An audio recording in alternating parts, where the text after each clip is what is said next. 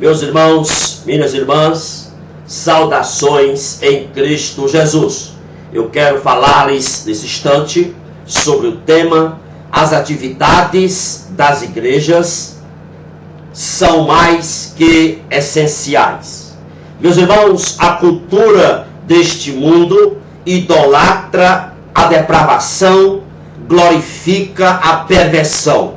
A cultura deste mundo trata a decência com negligência. A cultura deste mundo ridiculariza a decência e populariza o pecado. A cultura deste mundo tem retratado Jesus Cristo como uma pessoa desprezível e repulsiva. Por isso que o homem está sem rumo, está sem Deus, está sem o Evangelho, está sem as Escrituras em seu coração. Por isso que o homem sofre de ausência de significado. O homem moderno vive uma vida vazia, medíocre, sem significado, porque está longe de Deus. É por isso que a responsabilidade nossa da igreja é muito grande. O problema básico do mundo é o pecado, e somente o Evangelho, somente a igreja pode lidar com o pecado de forma vencedora. O método de Deus é espiritual, que consiste no novo nascimento do homem, consiste na regeneração do coração do homem. Meus irmãos, eis aí a nossa responsabilidade como igreja. O que temos visto hoje é que muitas igrejas deixaram de pregar que Jesus Cristo é a resposta para os anseios do coração do homem. O que temos visto é a igreja na tentativa de moldar a sua mensagem, de alinhar o seu discurso ao discurso do mundo. Meus irmãos, há hoje um discurso secularizante em muitos segmentos evangélicos. A fraseologia tem cheiro de espiritualidade, mas não é bíblica.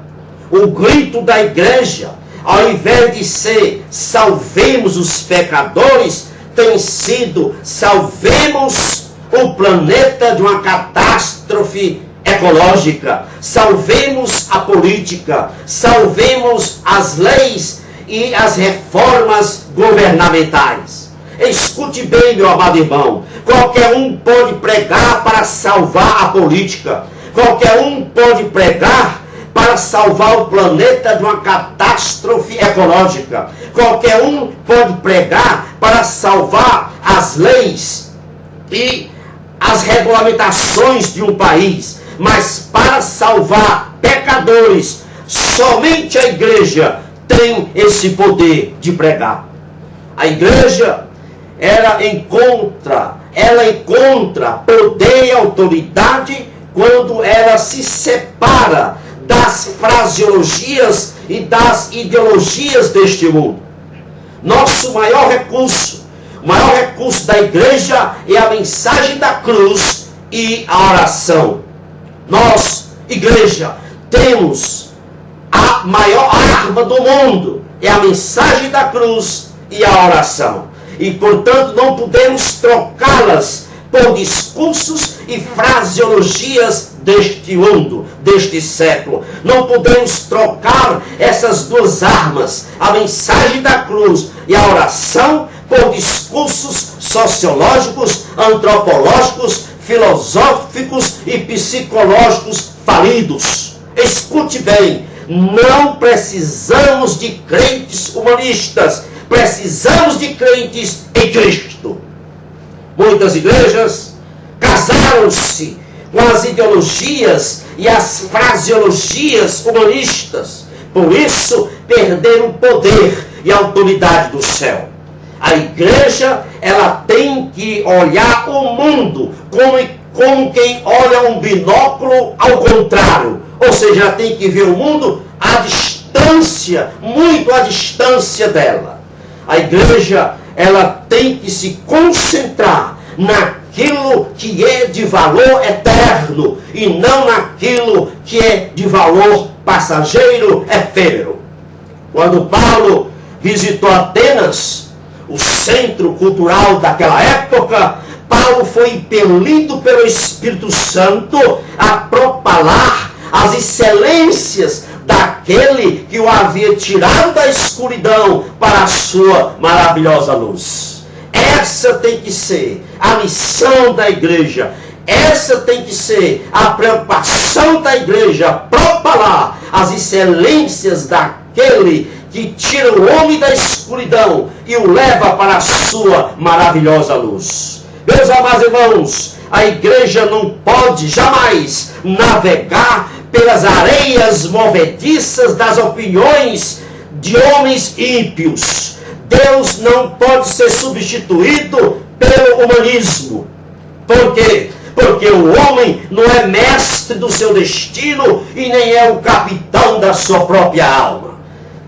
Hoje há pregadores, há pastores, há homens que estão pregando e estão submetendo Jesus Cristo a Marx, a Freud, a Carl Jung, a Nietzsche, a Jean-Paul Sartre. Meus amados irmãos, lembremos que o mundo é um lugar sedutor e a igreja não deve se aculturar a este mundo. A igreja não deve enquadrar-se nas tendências sociológicas e ideológicas deste mundo perdido. Não podemos moldar nossa linguagem às formas de expressão deste mundo. Não podemos adotar os critérios deste mundo. Se assim o fizermos, perderemos a autoridade do céu, perderemos os princípios norteadores da vida cristã.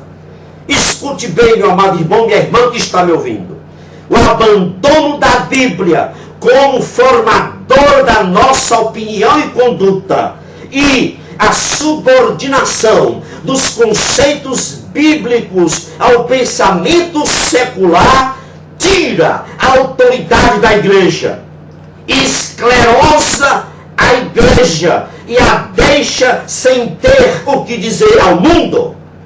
A igreja deve ser a consciência ética e moral do mundo. Essa é a nossa responsabilidade como igreja. Ser a consciência ética e moral do mundo. A igreja, meus amados irmãos, não é uma comunidade de livres pensadores. A igreja não é uma comunidade de humanistas seculares. Não, senhor. A igreja é uma comunidade de homens e mulheres salvos por Jesus, modelados pela Bíblia e com a coragem de se opor à cultura deste mundo caído. A igreja, meus amados irmãos, não existe para bajular pecadores com expressões do tipo sorria, Jesus te ama, com expressões do tipo experimente Jesus, como se Jesus fosse um novo refrigerante lançado no mercado. A igreja não pode aplaudir pecadores. A igreja existe para chamar homens e mulheres ao arrependimento e mostrar-lhes que Jesus tem poder para transformar vidas e dar significado à vida. Hoje nós vemos violências, imoralidades, mentiras, falcatruas, corrupções, desonestidades, porque os homens estão sem Deus. E nós temos a responsabilidade de propalar a mensagem da cruz e orar. Essas são as duas armas poderosas da igreja.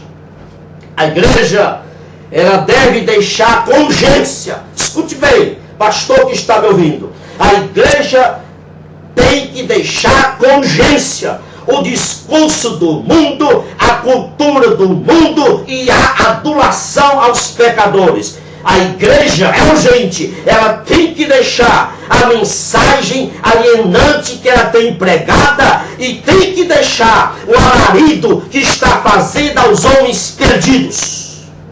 Meus amados irmãos, a igreja é a única comunidade no mundo que tem a mensagem de Deus que dá significado à vida.